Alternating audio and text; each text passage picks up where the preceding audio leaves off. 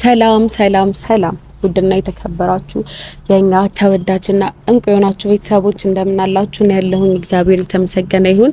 እናንተም በያላችሁበት ሁሉ ሰላማችሁ ደህንነታችሁ ብዝት ይበል። እንግዲህ ዛሬ ቤተሰብ በአዲስ ነገር መጥቻለሁኝ።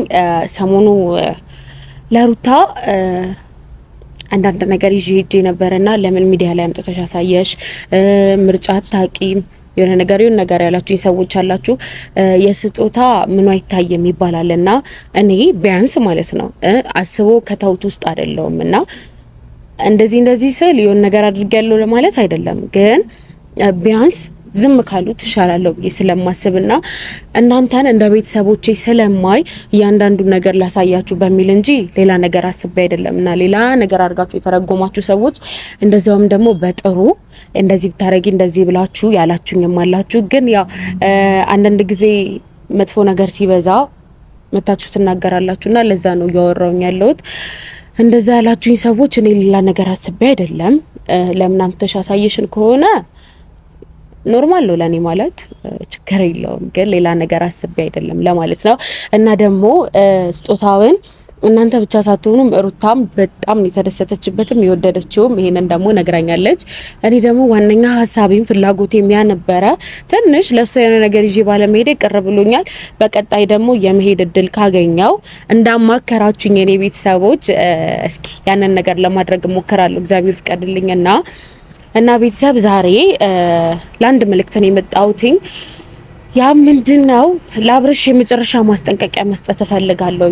ማለት አሁንም አብርሽ ታያለሽ ወይ አይመለከትሽም ስለ አብርሃም ከህይወታቸው ውጪ የምትሉኝ ሰዎች እኔ አሁንም እነሱ ህይወት ውስጥ አይደለሁም አልሆንምም። አብርሃምን የተውኩት ዛሬ አይደለም ቆየው። ትንሽ የማትከታተሉ ሰዎች ይዩትና እኔ አብርሽን ትቼዋለሁ።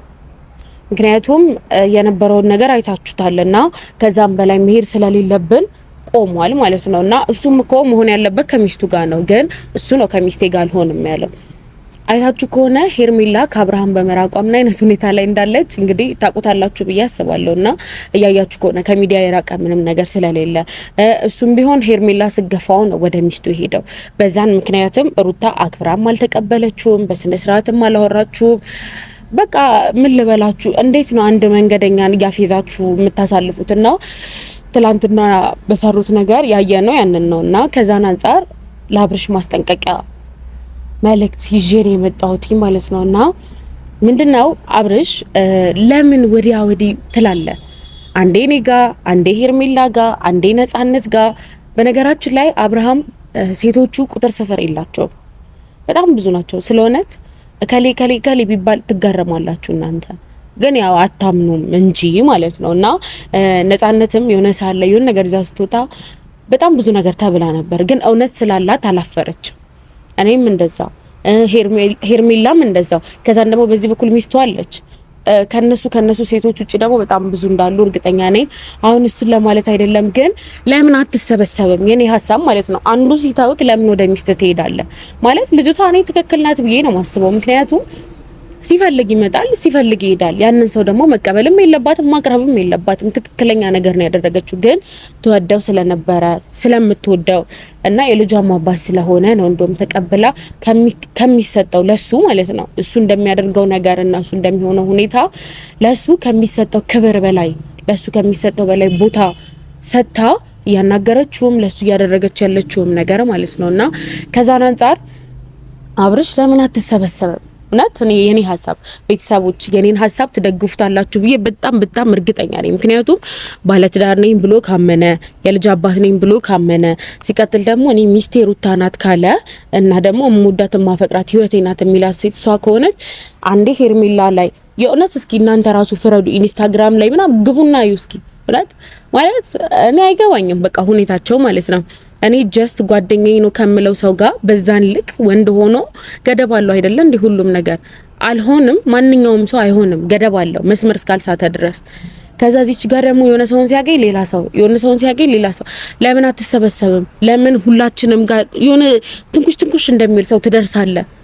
እና ተሰብስበ ሚስት ለአንድ ሰው ለአዳምም የተፈጠረችለት ሔዋን አይደለች? ያንተ ሚስት ሩታ እስከሆነች ድረስ ከነ ልጇ ማለት ነው በስነ ስርዓት ብትቀበላት ቤተሰቦቿም ጭምር ይሄን ያህል አያርቁም፣ አትሳቀቅም እሷ ጋር ለመሄድ ብቻ ብዙ ነገር አለና ያንን ነገር ለምን አታስተካክልም? የኔ ሀሳብ ማለት ነው። እናት ለምን እዚህ ትላለ?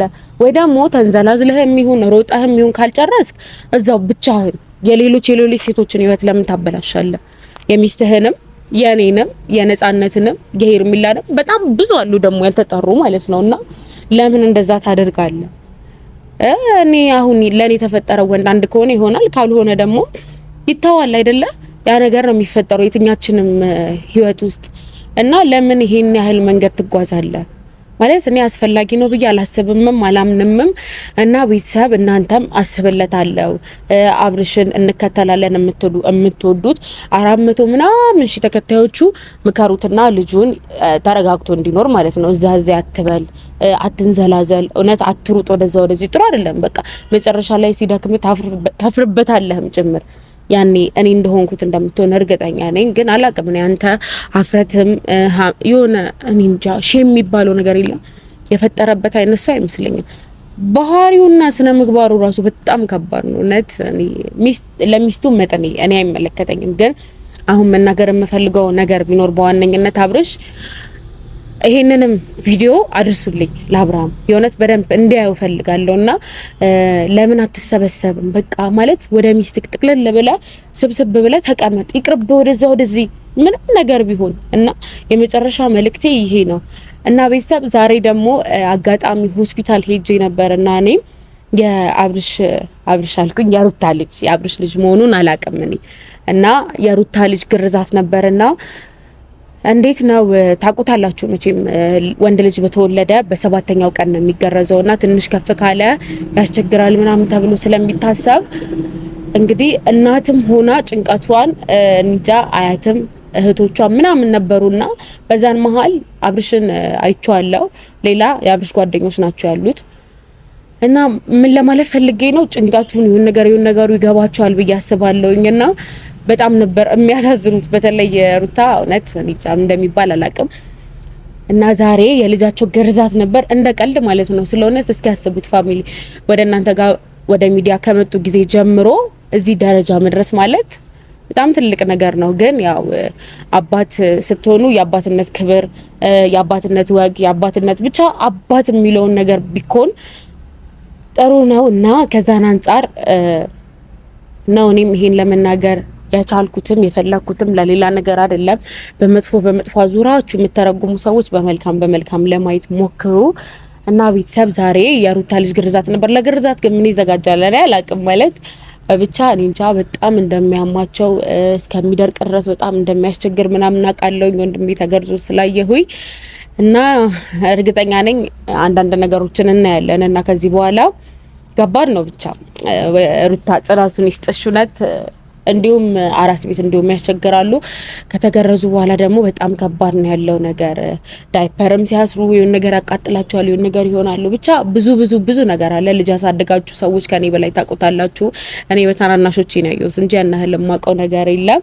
ግን ያው ስሜቱ ከባድ ነው ለማለት ነው እና ያየሁትን ልንገራችሁ ብዬ ነው ዛሬ አጋጣሚ ስላየኋቸው እና የነበሩበትን ኬዝም ስላወቅኩኝ ልንገራችሁ ብዬ ነው። እና በመጨረሻም ቤተሰብ በሰሞኑ ቪዲዮ ለመጨረሻ ጊዜ ልናገርና ቅር የተሰኛችሁ ሰዎች ምን አለበት ግን አንዳንድ ነገርን በመልካም ተርጉመን ያ ሰው ይዞ የመጣለንን ነገር በመልካም ብንቀበለው። ማለት ያ ሰው ክፋትም ያስብ መጥፎ ነገርም ይዞልን ይምጣ፣ እኛ ወደ መልካም ቀይረን በመልካም መቀበል አንችልም ማለት እንደዛ ሲሆን ያ ሰውም የሚቀየር ይመስለኛል። ግን እኔ ምንም አስቤ አልነበረም እነዛን ነገሮች ይዤ መጣሁት። ግን አዙራችሁ በተለይ ደግሞ ሴቶች ስለ እውነት እንጃ የምታወሩት የምትጽፉት ነገር በጣም ከባድ ነውና ከዛ አንፃር ይሄን ያህል ምንድነው ማለት ከባድ ነው። ብቻ ስሜቱን አላውቅም እኔ ምንድነው ይሄን ያህል እኔ እንጃ መጥፎ ነገር ነው እንደ ይዤ መጣሁት ማለት ልብስ ይዤ መምጣቴ የሆነ ነገር እንትን ማለቴ መጥፎ ነገር ነው ብዬ አላስብም እኔ። እናንተ በመጥፎ ተርጉማችሁታልና እንግዲህ ምንም ማድረግ አልችልም። አላማዬን ማቀው እኔ ነኝ። ከዛን አንፃር እናንተ ግዴታ ወደ ጥሩ ነገር ውሰዱት ብዬ ጥሩ ነገር እናንተ የምትፈልጉትን አይነት ነገር ይዤ ለመምጣት ሞክራለሁኝ። ከዛን አንፃር እንግዲህ እስኪ በምትችሉት ማለት ነው አበረታቱኝ። እስከዛን ድረስ ወደ እናንተ ጥሩ ነገር ይዤ እንድመጣ እና ቤተሰብ አብራችሁኝ ስለነበራችሁ አመሰግናለሁ። ቻው፣ ደህና ሁኑ።